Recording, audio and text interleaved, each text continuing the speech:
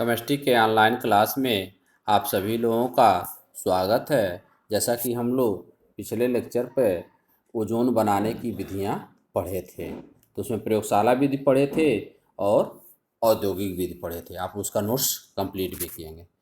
आज हम लोग रासायनिक गुणधर्म, ओजोन का रासायनिक गुणधर्म पढ़ेंगे। क्या होती है इसकी केमिकल प्रॉपर्टीज। फर्स्ट क्या है, अपघटन, डिकम्पोजिशन। ठीक ना। तो देखेंगे 250 डिग्री सेंटीग्रेड ताप पर ओजोन क्या होती है, मंद रूप से ऑक्सीजन में अपघटित हो जाती है। ठीक ना। मतलब 2O3 जैसे रिएक्शन इसका लिखेंगे तो क्या आ जाएगा, 2O3। ये भी रिवर्सिबल होता है, इसमें परिवर्तित हो जाएगा 3O2 में। और प्लस उसमें 68 किलो कैलोरी ऊर्जा क्या होती है, निकलती है। लेकिन यही 300 डिग्री सेंटीग्रेड ताप पर देखेंगे तो केवल आपको रिएक्शन इसमें लिखना है। 300 डिग्री सेंटीग्रेड ताप पर देखेंगे आप तो क्या होती है, पूर्ण रूप से अपघटित हो जाती है। और इसका मेन जो रिएक्शन है ऑक्सीकारक गुण, मेन इसका जो रिएक्शन है क्या है, ऑक्सीकारक गुण। इसमें भी सभी इंपॉर्टेंट नहीं है, बहुत सारी अक्रियाएं हैं, लेकिन आप जो उसमें इंपॉर्टेंट होगा वही जान सकते हैं। तो ओजोन क्या होती है, यह एक प्रबल ऑक्सीकारक की भांति कार्य करती है। क्यों कार्य करती है यह चीज, क्योंकि आसानी से अपघटित होकर नवजात ऑक्सीजन देती है। O3 देखेंगे यह चीज, यही नवजात ऑक्सीजन है। यही जो वो है आपका, यही नवजात है, तुरंत उत्पन्न हुआ होता है, जो उसी को हम नवजात ऑक्सीजन करते हैं। यही ऑक्सीकृत करती है, दूसरे के साथ क्या करती है, जुड़ जाती है, ऑक्सीजन उससे जुड़ जाता है। ठीक ना। तो जो निम्नलिखित क्रियाओं में ऑक्सीकारक का निर्वहन करती है। आर्सेनिक का ऑक्सीकरण बहुत इंपॉर्टेंट नहीं है, ये सब चीज जितना इधर का है देखेंगे आप जानेंगे। तो जल की उपस्थिति में, यह जल की उपस्थिति में करती है। आर्सेनिक को आर्सेनिक अम्ल में ऑक्सीकृत कर देती है। तो आर्सेनिक का सूत्र क्या है, AS plus 3H2O plus 5O3। तो H3ASO4 प्लस 5O2। ठीक ना। तो 5O3 क्यों लिखा रखा गया है, यहाँ पे AS की ऑक्सीकरण संख्या देखेंगे क्या है, 0 है। यहाँ पे AS की ऑक्सीकरण संख्या निकालेंगे क्या है, +5 है। क्या AS के जैसे आप देखेंगे, यहाँ पे AS की ऑक्सीकरण संख्या 0, यहाँ पे एस की ऑक्सीकरण संख्या +5, मतलब ओजोन वाला जो होगा उससे किससे गुणा होगा, 5 से गुणा होगा, इसलिए 5O2 आप ऐसे बैलेंस कर लेंगे और जल डाल लेंगे उसमें। उसके अनुसार जब 5O2 आ जाएगा तो एस को बैलेंस कर लेंगे और एच को बैलेंस कर लेंगे। ठीक ना। अब देखेंगे मरकरी का ऑक्सीकरण। तो मरकरी को किस में, या Hg को क्या करती है, Hg2O मर्क्यूरस ऑक्साइड में। तो Hg प्लस O3 है, देख रहे हैं। तो क्या हो जाएगा, Hg2O प्लस O2। और सिल्वर का भी वैसे ही क्या करती है, वो सिल्वर ऑक्साइड में, सेम जैसे मरकरी का होता है वैसे ही क्या होता है, सिल्वर का होता है। तो देखेंगे 2Ag प्लस O3 Ag2O, यहाँ पे Ag क्या है, 0 है, यहाँ पे Ag क्या है देखेंगे, +1 है। ऑक्सीकरण संख्या जानते हैं ना आप लोग, हाँ। तो यह हो गया +1। ठीक है ना। तो Ag2O में ऑक्सीकृत क्या करती है, कर देती है। आयोडीन का भी वही चीज़ है। आयोडीन को किस में ऑक्सीकृत करती है, या नम आयोडीन को, नम आयोडीन मतलब I2+H2O को आयोडिक अम्ल में ऑक्सीकृत कर देती है। तो यहाँ पे देखेंगे आयोडीन की ऑक्सीकरण संख्या क्या है, 0 है, 2 आयोडीन का। यहाँ पे एक आयोडीन का देखेंगे क्या है, यहाँ पे +5 है, हाँ। यानी कि O3 जो होगा उसको कितने से गुणा होगा, +5 से, हाँ, 5O2। इसलिए बैलेंस करने का ही आसान तरीका है। देखेंगे जितना वृद्धि होती है उसके में जो कमी होती है उतने से क्या करते हैं, गुणा कर देते हैं। ठीक ना। यहाँ 2HiO3 हो जाएगा, उसके अनुसार क्या करेंगे, हम बैलेंस करेंगे। तो ये बैलेंस करने का तरीका है। ठीक ना। अब देखेंगे सल्फर, नम सल्फर को, सल्फर का जल की उपस्थिति में सल्फर को सल्फ्यूरिक अम्ल में ऑक्सीकृत कर जाती है। यहाँ सल्फर का क्या है, 0 है, और सल्फ्यूरिक अम्ल का क्या है देखेंगे, यहाँ +6 है। ठीक ना। हाँ। तो यहाँ पे क्या हो जाएगा, 3O2 और 3O2। ठीक। उसी तरह फास्फोरस का ऑक्सीकरण केवल आपको जानना है, जैसे नम फास्फोरस ही ऑक्सीकृत होगा, जैसे पहले आप पढ़े हैं नाइट्रिक एसिड का। तो नम जल की उपस्थिति में फास्फोरस को फास्फोरिक अम्ल में, मतलब P+H2O, केवल वैसे ही लिखे हैं आप, चाहे तो बैलेंस लिखे चाहे नॉट लिखे रिएक्शन, वैसे ही आप लिख सकते हैं। P+H2O प्लस O3, यदि एग्जाम में पूछना है तो आपको यह चीज़ जानना चाहिए। जैसे यह H3PO4 बन जाएगा और प्लस क्या हो जाएगा, O2 हो जाएगा, हाँ। ठीक ना। तो कितना P की ऑक्सीकरण संख्या में वृद्धि हो रही है देखेंगे, P की ऑक्सीकरण संख्या में वृद्धि कितनी हो रही है, यहाँ पे P की क्या है, 0 है। इसमें P का निकालेंगे आप, H का +1, O का -2, तो क्या होगा, P का +5, यानी कि O को कितने से, O3 को कितने से गुणा होगा, 5 से गुणा होगा। ठीक ना। ये इंपॉर्टेंट है ये सब। ठीक ना। यह इंपॉर्टेंट है, मोस्ट इंपॉर्टेंट। या लेड सल्फाइड को, काले रंग का होता है। ठीक ना। ओजोन की उपस्थिति में काले रंग का लेड सल्फाइड लेड सल्फेट में ऑक्सीकृत हो जाता है। तो PbS +4O2 और PbSO4 और +4O3 या 4O2। तो लेड सल्फाइड को किस में ऑक्सीकृत कर देता है, लेड सल्फेट में। एक अगला ये भी इंपॉर्टेंट है, जो इंपॉर्टेंट है इसको लिखते जाएंगे आप, जैसे करते जाएंगे बोर्ड एग्जाम के लिए चीज़ें, ठीक ना। अब अगला ये भी इंपॉर्टेंट है आपका H2S का यस में ऑक्सीकरण, ठीक ना, सल्फर में। तो H2S ओजोन द्वारा क्या होती है, सल्फर में ऑक्सीकृत हो जाती है। रिएक्शन क्या देखेंगे, H2S प्लस O3, तो यहाँ यस हो गया, और प्लस H2O और प्लस O2, ऐसे भी लिख सकते हैं इसको, यस प्लस H2O और प्लस O2, ठीक ना। KI का देखेंगे, KI का, तो KI का ऑक्सीकरण भी करती है यह, तो KI का क्या होती है, ओजोन की उपस्थिति में I2 में ऑक्सीकृत हो जाती है। किसमें ऑक्सीकृत हो जाती है, I2 में। पोटेशियम आयोडाइड में I की ऑक्सीकरण संख्या कितनी है देखेंगे, -1, तो नम वह है इसमें, तो I2, तो यहाँ पे ये भी इंपॉर्टेंट है। पोटेशियम आयोडाइड क्या होता है, जब ओजोन की क्रिया पोटेशियम आयोडाइड से की जाती है, तो कोई दो, यदि केवल ऑक्सीकारक गुण पूछ रहा है तो कोई दो आप ऑक्सीकारक गुण याद कर लेंगे, ठीक ना, जो आसान आपको लग रहा है उसमें, ठीक है। और देखेंगे अगला क्या है इसमें, स्टेनस क्लोराइड का ऑक्सीकरण, ये भी इंपॉर्टेंट है। तो ओजोन द्वारा स्टेनस क्लोराइड स्टैनिक अम्लीय होता है, स्टेनस क्लोराइड स्टैनिक क्लोराइड में क्या होता है, ऑक्सीकृत हो जाता है। तो हम सबसे पहले लिखते हैं SnCl2 plus HCl plus O3, stannic chloride क्या होगा, SnCl4 प्लस H2O हो जाएगा, ठीक ना। अब बैलेंस कर लेंगे, ठीक ना।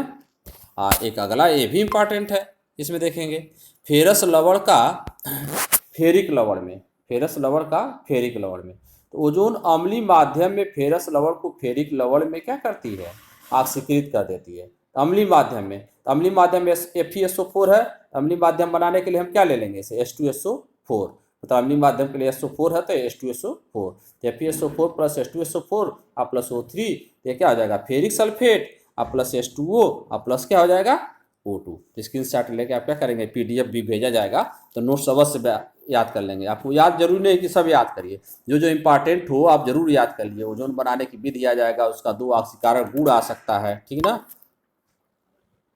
अगला देखेंगे पोटेशियम मैग्नेट का, पोटेशियम मैग्नेट का सूत्र क्या होता है, K2MnO4। ओजोन द्वारा ऑक्सीकृत होकर पोटेशियम पर मैग्नेट बनाता है, पोटेशियम मैग्नेट ओजोन द्वारा ऑक्सीकृत होकर क्या बनाता है, पोटेशियम पर मैग्नेट। तो देखेंगे K2MnO4 plus O3 plus H2O है यहाँ पे, ठीक ना। तो किसमें ऑक्सीकृत हो जाता है, पोटेशियम पर मैग्नेट KMnO4 में, देखे ना, KMnO4 है और प्लस 2KOH प्लस O2। तो ये इंपॉर्टेंट है, देखेंगे आप रिएक्शन लिखेंगे, जितना ही क्या करेंगे आप उसको याद करेंगे, वही आपका इंपॉर्टेंट होगा। आ रहा समझ में ना, जितना ही आप याद करेंगे उतना ही आपके लिए क्या होगा, अच्छा होगा, ठीक है। ये भी इंपॉर्टेंट है, देखेंगे पोटेशियम फेरोसाइनाइड का ऑक्सीकरण K4FeCN6। तो जल ओजोन द्वारा जल की उपस्थिति में पोटेशियम फेरोसाइनाइड जो होता है पोटेशियम फेरिसाइनाइड में ऑक्सीकृत हो जाता है। पोटेशियम फेरोसाइनाइड का सूत्र क्या होता है, K4FeCN6, और जल की उपस्थिति रहेगा प्लस H2O। पोटेशियम फेरिसाइनाइड का सूत्र क्या होता है, 2K3FeCN6 plus 2KOH plus O2, ठीक ना, याद कर लेंगे, ये भी इंपॉर्टेंट है। ये तो इंपॉर्टेंट क्रिया है, क्या होता है जब ये सब पूछी जा सकती है, जैसे ए वाला potassium permanganate, ferrous sulphur, stannous chloride, KI का, H2S का, PbS का, ये सब क्या होता है जब पूछी जाती है, याद भी कर लेंगे कम से कम 2 ऑक्सीकारक गुण, ठीक ना। अब आ जाएंगे आप इसमें अपचायक गुण। अपचायक गुण क्या होता है, तब चायक गुण भी पूछा जाता है, मान लीजिए पूछ दे ऑक्सीकारक में अपचायक गुण। अपचायक मतलब क्या होगा इसका, या सीधा प्रक्रिया में क्या करेगा वो, अपचयित, ऑक्सीकृत होगा, स्वयं क्या होगा, अपचयित होगा। तो ओजोन ऑक्सीजन को मुक्त कर स्वयं अपचायक की भांति भी क्या करती है, कार्य करती है। उदाहरण, सोडियम परऑक्साइड को सोडियम ऑक्साइड में अपचयित कर देती है। सोडियम परऑक्साइड का सूत्र देखेंगे यहाँ पे क्या है, देखेंगे Na2O2, ठीक ना। सोडियम परऑक्साइड में भी क्या है, यहाँ पे Na2O2 है, ठीक ना। तो यहाँ पे भी क्या है, +1 है, और सोडियम ऑक्साइड में क्या होता है, जैसे यहाँ पे भी +1 है, ठीक है ना। हाँ, और दूसरा क्या है देखेंगे, यह बेरियम परऑक्साइड, तो यह इंपॉर्टेंट है, यह दोनों आप रटेंगे आप चाय गुड़ में, यह वाला यह बेरियम परऑक्साइड, यहाँ बेरियम परऑक्साइड देखेंगे +1 है, बेरियम परऑक्साइड क्या है, +1 है, ठीक है। बेरियम परऑक्साइड ये वाला उतना सही नहीं है, आप चाय गुड़ यही वाला देखेंगे, बेरियम परऑक्साइड +1 है, यहाँ बेरियम परऑक्साइड देखेंगे बेरियम ऑक्साइड में अपचयित कर देती है, हाँ, बेरियम परऑक्साइड को बेरियम ऑक्साइड में अपचयित कर देती है, ठीक ना। या हाइड्रोजन पेरोक्साइड को जल में, हाइड्रोजन पेरोक्साइड यहाँ पे क्या है -1 है, और यहाँ पे क्या है देखेंगे बेरियम पेरोक्साइड में सारी इसमें ऑक्सीकरण संख्या ऑक्सीजन की परिवर्तित हो रही है। किसकी ऑक्सीकरण संख्या परिवर्तित हो रही है? इसमें O की ऑक्सीकरण संख्या क्या है? इसमें O की ऑक्सीकरण संख्या क्या है? -1 है। पेरोक्साइड में कितनी है? -1 है। इसमें Na2O में कितनी है? -2 है। यहाँ Ba में देखेंगे O की ऑक्सीकरण संख्या कितनी है? -1। और BaO में कितनी है? -2 है। उसी तरह से हाइड्रोजन पेरोक्साइड में H2O में कितनी है? -1 है। और H2O में कितनी हो जा रही है? -2 अपचयित कर देती है। तीनों आप याद कर सकते हैं, कोई एक। इसमें प्रश्न आप यहाँ पे लिख लेंगे कि ओजोन के 2 ऑक्सीकारक एवं 2 अपचायक गुण बताइए। कोई भी 2 अपक्रिया आप याद कर लेंगे, प्रश्न नोट कर लेंगे, बोर्ड एग्जाम में ऐसा आता है, ठीक ना। या जो अपक्रियाएं हैं ऊपर की जो पूछी गई हैं, या हाइड्रोजन पेरोक्साइड ओजोन से क्रिया करता है, तो ये चीज पूछा जाता है, ठीक ना। ये प्रश्न नोट कर लेंगे, ओजोन के 2 ऑक्सीकारक एवं 2 अपचायक गुण बताइए, ठीक है। अब आ जाएंगे आप विरंजक गुण में आ जाएंगे। इसमें विरंजक मतलब रंगहीन कर देता है, तो ये भी बहुत इंपॉर्टेंट है। ओजोन का विरंजक गुण उसके ऑक्सीकारक गुण पर निर्भर करता है। यह सरलता से अपघटित होकर नवजात ऑक्सीजन उत्पन्न करती है। ये जानते हैं आप O3। ये जो नवजात ऑक्सीजन उत्पन्न करता है, यही रंगीन पदार्थों से क्रिया कर लेता है, यही रंगीन पदार्थों से। और रंगीन पदार्थ किसमें परिवर्तित हो जाते हैं? रंगहीन पदार्थ में, ठीक ना। तो ओजोन क्या होता है, जैसे ओजोन आप जानते ही हैं, जैसे O3 आसानी से अपघटित होकर नवजात ऑक्सीजन देता है ना, O2 प्लस O या नवजात ऑक्सीजन है ना। यही नवजात ऑक्सीजन जो होता है रंगीन पदार्थों से, जैसे आपका रंगीन शर्ट हो, उस पर ओजोन गिर जाए तो वो रंगहीन हो जाएगा, व्हाइट रंग का हो जाएगा, व्हाइट मतलब, ठीक ना, कलरलेस हो जाएगा। क्यों? क्योंकि नवजात ऑक्सीजन क्या करेगी, उसको ऑक्सीकृत कर देगी। किसमें ऑक्सीकृत कर देगी? रंगहीन पदार्थ में, या ठीक ना। हाँ, तो हो गया ओजोन का विरंजक गुण, ठीक है। इसका उपयोग आएंगे आप, तो उपयोग क्या होते हैं इसके उपयोग? इसका मुख्य उपयोग क्या है? जैसे फर्स्ट क्या है देखेंगे, यह जल के जीवाणुरोधक के रूप में होता है। यह शीघ्र अपघटित होकर नवजात ऑक्सीजन देता है, इसलिए यह तेलों, हाथी दांत, स्टार्च, आटा, मोम तथा हल्के वस्तुओं को मृत विरंजन करने में भी क्या होता है? प्रयुक्त होता है, ठीक है। यह केमनोफोर से कृत्रिम रेशम तथा कृत्रिम कपूर के निर्माण में भी क्या होता है? प्रयोग होता है। यह संतृप्त यौगिकों में द्वि आबंधों की स्थिति ज्ञात करने के लिए, ओजोनाइजर जैसे देखे होंगे क्या एथिलीन की ओजोन से क्रिया कराई जाती है, O3, तो एथिलीन ओजोनाइड बनता है। याद आ रहा है ना, एथिलीन की ओजोनों से क्रिया, जैसे इसका यही रिएक्शन है। असंतृप्त यौगिक मतलब ethylene CH2 double bond CH2 plus जब हम O3 से क्रिया कराते हैं तो एथिलीन ओजोनाइड ऐसे बन जाता है CH2O ये एथिलीन ओजोनाइड। फिर जल अपघटन करते हैं तो ऐसे टूट के 2 एल्डिहाइड बना लेता है, फॉर्मेल्डिहाइड टूट जाता है ना। याद आ रहा है रिएक्शन ऑर्गेनिक का, ठीक है ना। ये चीज़ हो गया, ठीक है। अब आ जाएंगे आप सल्फर के अपर रूप। बहुत इंपॉर्टेंट नहीं है, केवल आप इसमें जानना है सल्फर के कितने अपर रूप होते हैं। तो सल्फर अनेक अपर रूपों मतलब कई रूपों में पाया जाता है। इसका परिचय तथा गुण निम्नलिखित है, तो केवल आपको परिचय ही जानना है, ठीक ना। जैसे देखेंगे एक विषम लंबाच या रोम्बिक बोलते हैं, इसी को क्या बोलते हैं? रोम्बिक, RHAOMBI, ठीक ना। ऑक्टाहेड्रल और अल्फा सल्फर भी बोलते हैं, क्या बोलते हैं? अष्टफलकी अथवा अल्फा या रोम्बिक सल्फर आप डालेंगे, क्या डालेंगे? रोम्बिक सल्फर, ठीक ना। तो रोम्बिक सल्फर क्या होता है? रोम्बिक सल्फर क्या होता है? यह सल्फर का सामान्य रूप है। यह सल्फर का क्या है? सामान्य रूप है। यह स्वयं रखने पर क्या होता है? इसमें इस रूप में क्या हो जाते हैं? अन्य सभी क्या होते हैं रखने पर? इसी रूप में क्या हो जाते हैं? परिवर्तित हो जाते हैं, ठीक ना। हाँ, इसे हम क्या कहते हैं? जैसे अल्फा सल्फर कहते हैं, रोम्बिक सल्फर हो गया। एक क्या होता है? मोनोक्लिनिक या एकनताच, मोनोक्लिनिक इंग्लिश है, या प्रिज्मेटिक अथवा बीटा सल्फर बोलते हैं, ठीक ना। तो इसका क्या होता है? तो बीटा सल्फर क्या होता है आपको केवल जानना ही है, बीटा सल्फर, ठीक ना। तो बीटा सल्फर क्या होता है? यह क्या होता है? जब हम एक डिश में रोम्बिक सल्फर को गलाकर फिर परत करके ठंडा करते हैं तो क्या होता है? वह बीटा सल्फर में परिवर्तित हो जाता है। जैसे यहाँ पे दिया गया देखेंगे, ठीक ना, अल्फा सल्फर और वही बीटा सल्फर। मतलब यह रोम्बिक हो गया, यह रोम्बिक हो गया, और यह क्या हो गया? मोनोक्लिनिक हो गया। यह रोम्बिक हो गया, मोनोक्लिनिक। तो जब हम उसको 95.5 डिग्री सेंटीग्रेड पर करते हैं तो रोम्बिक क्या होता है? मोनोक्लिनिक में बदल जाता है। यही चीज़ जानना है, ठीक ना आपको।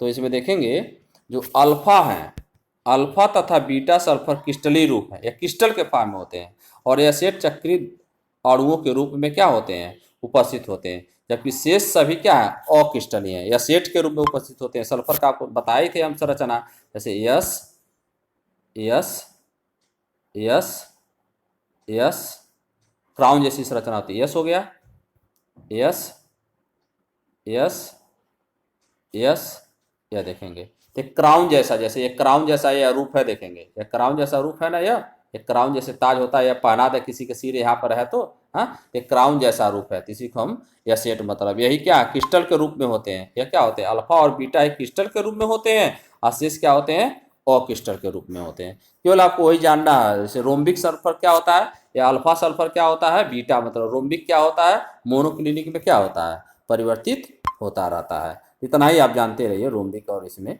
ठीक ना, इसमें और अधिक जानने की ज़रूरत नहीं है। यदि चाहें तो आप ये भी चीज़ जान सकते हैं, चाहे तो सब आप जैसे स्क्रीनशॉट लेके पढ़ सकते हैं, जैसे कोलाइडी सल्फर क्या होता है, ठीक ना, तो H2S बनाने कोलाइडी अवस्था में होते हैं, किस अवस्था में होते हैं, कोलाइडी अवस्था में होते हैं। जैसे SO2 में हम H2S प्रोवाइड कर दें तो यस बन जाएगा, तो कोलाइडी अवस्था के रूप में होगा, कोलाइडी विलयन के रूप में होगा, इसी को हम क्या कहते हैं, कोलाइडी सल्फर कहते हैं।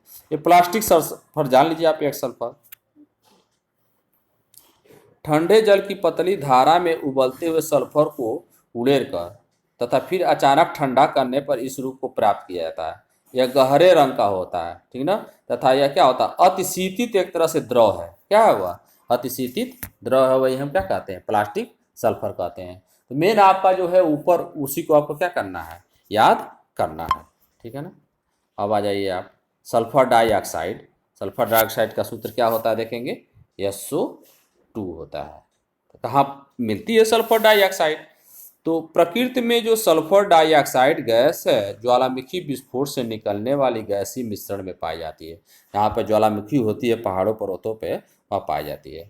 यह अल्प मात्रा में क्या होती है, वायुमंडल में भी SO2 के रूप में सल्फर क्या होती है, उपस्थित होती है। बनाने की विधियाँ एक कक्षा 10 में भी पढ़े आप, बनाने की विधियाँ, सल्फर डाइऑक्साइड बनाने की विधियाँ प्रयोगशाला विधि, इसमें क्या है देखेंगे, प्रयोगशाला विधि। तो पहला है, जैसे यह इंपॉर्टेंट नहीं उतना, सोडियम सल्फाइड को जब हम सांद्र सल्फ्यूरिक एसिड के साथ गर्म करते हैं तो सोडियम सल्फेट में परिवर्तित हो जाता है और SO2 गैस निकलती है। स्क्रीनशॉट ले लेंगे, याद ही करना है आपको, ठीक है ना।